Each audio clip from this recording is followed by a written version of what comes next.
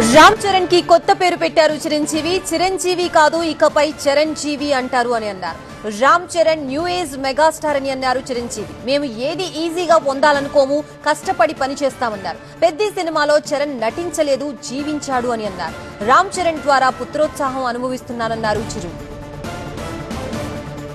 ఇప్పుడు కష్టపడ ఒకటే నమ్ముకున్నావు, కష్టపడతాం తప్ప ఏది షార్ట్ కట్ లో కావాలని కోరుకో, ఒళ్ళు వంచి పనిచేస్తాం.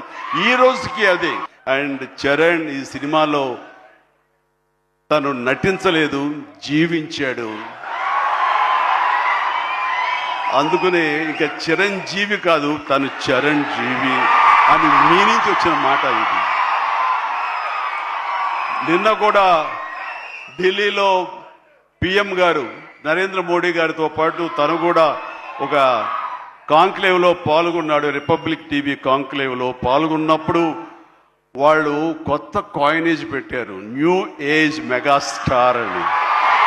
బిడ్డలు ఎదిగినప్పుడు, బిడ్డలు ముందుకు వెళుతున్నప్పుడు ఆ పొందే ఆనందం అంతా ఇంత కాదు. సో ఈ రోజున ఈ పెద్ది తర్వాత రంగస్థలంలో కొంతవరకు, ఇప్పుడు ఈ పెద్ది తర్వాత పుత్రోత్సాహం అనేది 100% నేను ఫీల్ అవుతున్నాను.